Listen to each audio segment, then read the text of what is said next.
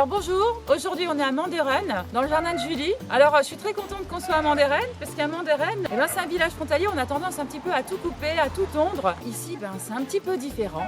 On est dans un jardin où il y a plein de choses. Donc on va aller rencontrer Julie. Bonjour Julie. Bonjour. Alors merci de nous accueillir dans ton jardin. Avec plaisir. Alors il me semble, si ma mémoire est bonne, en fait, que tu as un métier. Tu peux nous rappeler ton métier? Alors moi je suis kiné. Tu es kiné. Oui. En général, chez les kinés, tout est propre, bien rangé, ordonné, net. C'est des métiers de soignants. Mais quand je regarde ton jardin, c'est... Oui, mais c'est aussi le bien-être. Ah, d'accord. Et donc, est-ce que ton jardin, est-ce que c'est volontaire qu'il soit... Enfin, on va aller le visiter, on va aller un petit peu regarder. Est-ce que c'est volontaire qu'il y ait toutes ces choses un petit peu tous... Oui, un bazar organisé. Ah, d'accord, ok. Donc, est-ce que c'est volontaire?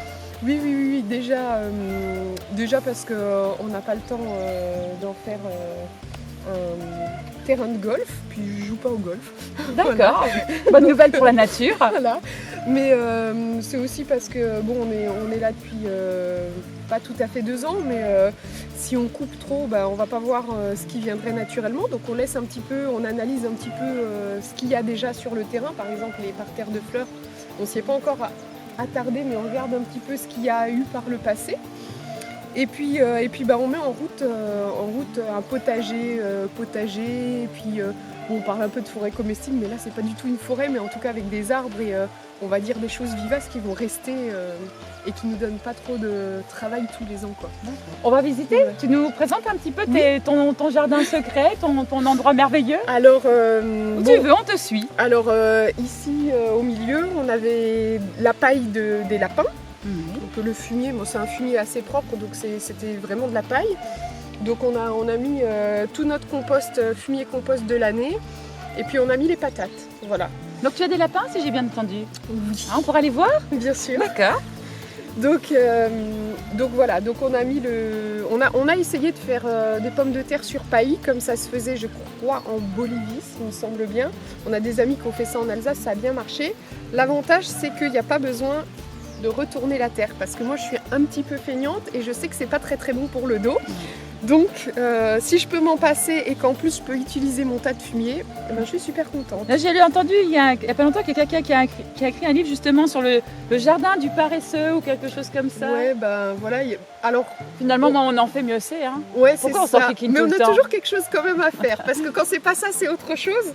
Mais au moins, voilà, arracher chaque petite herbe, retourner, si on peut vraiment moins avoir de ce travail. Je trouve que c'est agréable. Bon, apparemment, les herbes te dérangent pas trop. Hein, non, donc, alors on les a coupées. On a coupé l'herbe à la fin de la montée en graines. Il y avait des marguerites, il y avait l'herbe. Donc on a coupé. Mon mari a fait une partie à la faux, une partie avec alors à la faux. Alors pourquoi à la faux? Alors ça, j'aimerais bien savoir. Parce qu'il trouve que c'est calme. Voilà. Ah, donc pour il peut calme. le faire à n'importe quelle heure.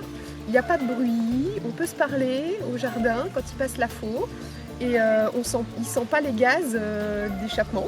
Voilà. Donc en tout cas, c'est aussi un autre avantage. Moins de projectiles et en fait ça fauche, ça ne broie pas, donc on peut ramasser. Donc nous on ramasse. Et ça tue pas les petites bêtes du coup? Non, beaucoup moins, parce qu'on a beaucoup d'orvets et ça nous dérangeait un petit peu de les massacrer, parce qu'un orvet en fait il faut 8 ans pour qu'il soit adulte, je ne savais pas. Et ça vit je crois presque 40 ans. Ah donc oui, tuer un orvet c'est vraiment tuer... Et c'est intéressant au jardin, les orvets, c'est comme on dirait des serpents. Ah ouais, d'accord. Les limaces. Donc c'est plutôt bien quoi. Ouais, alors de ce côté je pense qu'on n'en a pas assez, mais de l'autre côté on en a qui sont vraiment élus domicile et cette année on n'est plus embêté avec les limaces de l'autre côté, mais cette année on a pris des canards coureurs parce qu'il y a trop de limaces par ici. D'accord. Voilà. Donc au pied des arbres, on a mis des arbres fruitiers en automne ou hiver, je sais pas. Là, celui-ci, il a décidé de nous faire 6 pommes cette année. C'est de la rainette du bois, je pense. C'est une variété rustique? Oui, on a pris que des variétés rustiques pour pas avoir besoin de traiter. Même avec des traitements naturels, c'est quand même du travail. Donc le jardin du paresseux n'aime pas traiter ses arbres. Donc l'hiver, on mettra aussi nos 3 poules à picorer tout ce qui traîne ici pour diminuer un petit peu les parasites qu'il pourrait y avoir. Les anciens, ils avaient des poules et après, du coup, des fruits moins véreux, je pense. Voilà. des vers, oui, mais En tout cas, peut-être ils mangeaient que des non. pommes, hein. Ouais. Peut-être meilleures que les nôtres, hein. Bah ça a Hein. été montré quand même. Hein. Donc voilà. Voilà, donc la rainette du bois, on n'a mis que des basses tiges devant. Elles ont l'avantage de, ça sera des petits arbres, ils feront pas trop d'ombre au potager, ils seront faciles à récolter, faciles à entretenir. Mais chaque chose a des inconvénients aussi. L'inconvénient d'un basse tige, c'est que ça vit que 30 ans. Voilà, c'est Voilà, pas des donc arbres. il faut quand même savoir, non. pour ceux qui veulent toute cette facilité, s'ils pensent aux générations d'après. Ça, c'est pas... Mais je crois qu'il y a une belle Voilà. combinaison sur ton jardin. Tu as un peu de bastige, mais tu as aussi des hautes Oui, tiges mais et de des l'autre francs côté. de l'autre côté. De l'autre voilà. côté où c'est plus verger, ici c'est plus jardin. Donc voilà, on essaye aussi de faire quelque chose d'agréable. Il y a des pivoines qu'on a plantées, donc on essaye de mélanger tout. Ça c'est un morceau de racine de rhubarbe que j'ai mis cet hiver, qui a bien pris. Là on a des butternuts, là j'ai des céleri branches avec des petits poils de lapin parce qu'en fait ça empêche les limaces de grimper dessus. Ah, donc c'est intéressant les poils de lapin. Bah, en fait, Alors je vois que tu mélanges. Donc tu mélanges plein de choses en fait. Ouais. Et en même temps tu utilises des poils de lapin.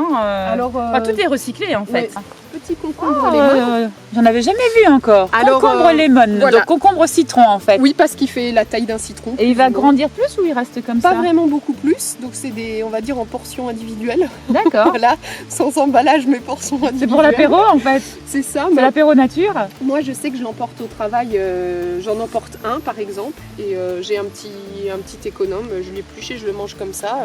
Voilà comment pas. Parce qu'aujourd'hui la mode, hein, c'est un petit peu les légumes et les fruits mini-légumes. coupés et mis dans du plastique. Voilà, donc c'est autre l'avantage chose, là. qu'ils ont, c'est qu'ils sont beaucoup plus faciles à cultiver que les longs verts. Souvent les gens me disent ah, mais les concombres c'est difficile. Ben, moi quand je rate tout, les concombres ça va toujours. Mais je D'accord. pense que ça vient de la variété. Et donc là ça fait 2 ou 3 générations que c'est mes graines. J'en avais déjà là où on habitait avant en location, on avait quand même fait Un un tout petit peu de jardin et j'avais mes graines de concombre. Donc on est à plusieurs générations qui sont à moi. Bon, qui bah, sont tu vas être habitués à une moi. bonne adresse pour les concombres lemon. C'est ça. Oh, là, tu as un joli parterre de. Ça doit être du sédum, ça. Et ben moi je suis pas très calée en plantes décoratives, je sais pas exactement mais Ouais, ça, c'est du sédum. Alors, lequel, je sais pas, mais. et puis Voilà, ça voilà un brille. parterre. Voilà, puis là, on voit effectivement qu'il y a du monde dessus. Hein. Là c'est un petit groseillier de l'année dernière. Ça c'est sympa, ça s'ouvre la nuit quand il fait Ouais. frais les fleurs, par contre c'est hyper envahissant. Quoi. Voilà, c'est de l'onagre. Et ben voilà. Donc on a laissé des chardons, on va les enlever avant qu'ils montent en graines parce qu'on va en avoir partout sinon ça va être la cata. Mais par contre en fleurs c'est excellent pour butiner quoi. Donc voilà cette espèce de grand chardon. que tu as laissé là. Ah oui. Bon, on a dû Oh, mais c'est beau quand même. quand même couper un peu parce que Ouais. quand on passait Oui, ça pique et même à peut-être. travers les gants c'est quand même assez agréable. Mais à côté de ça, tu sais qu'à Mandérennes, on peut le dire, hein, on a des chardonnerets. Ah bon? Alors les chardonnerets, tu les connais? Ce sont des oiseaux en fait qui vont manger les graines de chardon. Ah bah, ils Et peuvent venir, là. il y en a un petit peu dans les prairies et il y a plus beaucoup d'endroits où il y a des chardonnerets. Donc non seulement c'est butiné, mais en fait ça sert aussi à ces oiseaux. Bah, chardonneret. je chercherai à voir. Tu verras, ils sont ressemblent. très Ça beaux. se trouve, on en Très a beaux. déjà. Ah hein, bah oui, oui. parce qu'on n'arrive pas à recenser tout ce qu'on a. hein. Et d'ailleurs, c'est assez étonnant. Mon père en Alsace, là, il a beaucoup de mouches et de moustiques. Et on se dit, on a aussi des vaches ici. Pourquoi on n'en a pas? Ou moins, beaucoup moins. Et en fait, on se demande si c'est pas tous ces oiseaux, toute cette biodiversité, parce que c'est plus rasé chez eux. hein. Bah, les oiseaux, les prédateurs, les C'est régulateurs, ça. et tout ça, ça vit dans ces espaces-là. Voilà. Alors tu peux regarder les canards, mais ils sont timides. hein. Je te le préviens, si tu t'approches trop, ils vont dégager.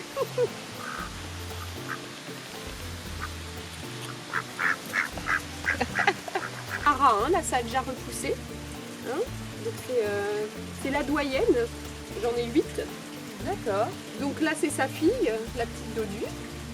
Et, elle a été tondue un tout petit peu avant, une semaine avant, donc elle a le poil un peu plus long. Ils ont des jolis plumets, les angorins. Les mâles en ont des plus gros. Et donc ils sont en liberté ici, donc dans l'enclos. ben oui, on les sort la journée quand on est là à tour de rôle. Voilà. Alors voilà, ils aiment le saule. Voilà, le saule C'est leur petite gourmandise. Ouais, ils aiment vraiment ça. Alors après, il ne faut pas en abuser parce qu'il y a de l'acide salicylique, donc l'aspirine, je crois que c'est fait avec des choses comme ça. Mais un petit peu, les chevaux adorent ça aussi. Hein. Oh, alors là, c'est une prairie que tu as. Ouais. Ouais. Et là, donc tu as vraiment, on voit qu'en fait que tu gardes vraiment une part d'accommodement, une part d'organisation, puis aussi une petite part un peu plus... Ouais. Voilà. Une part un peu plus Et sauvage. ça fait pas peur? T'as pas peur qu'il y ait des grosses bêtes là-dedans ou des petites bêtes méchantes? On est ou... plus grosses que les ça grosses va bêtes. alors. Bon, d'accord. Alors. Non, ça va, Pas de folie alors. Alors on a commencé à faucher ici. Donc il y a les andins. Donc avec la faux, il fait carrément des andins. Donc là, on a la bonne technique déjà de préparation de la lame.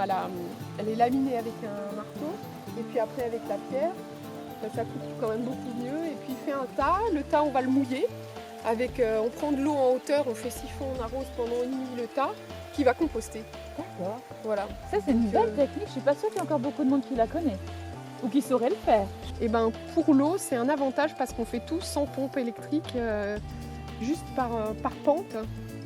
On arrive à avoir de l'eau partout et on la met en cube pour qu'elle soit pas trop froide parce que les aubergines n'aiment pas du tout l'eau froide. Je vous présente un orvet, alors il n'est pas vivant, mais on l'a trouvé, donc on l'a ramassé. Voilà un bébé orvet.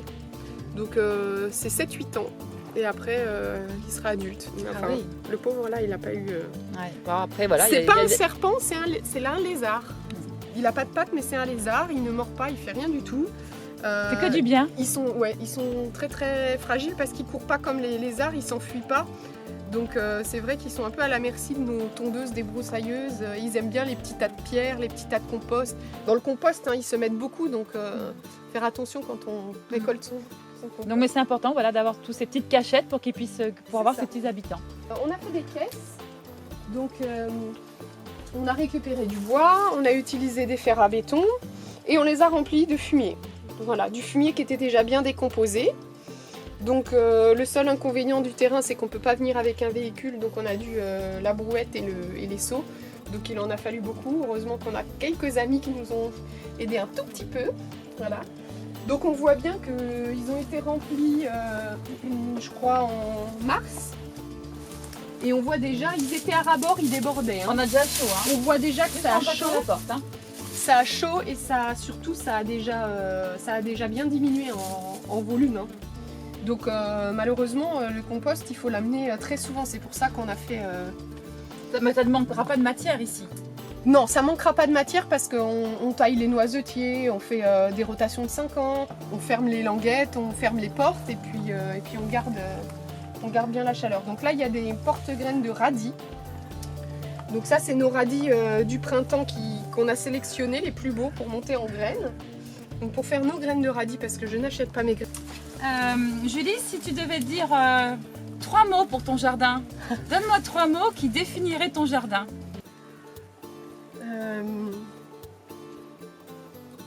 Surprise, gourmandise et ouais, je sais pas, le troisième, ouais, la nature, parce qu'en fait on se rend compte qu'elle nous donne pas mal quoi. Si on la laisse, elle nous donne quoi.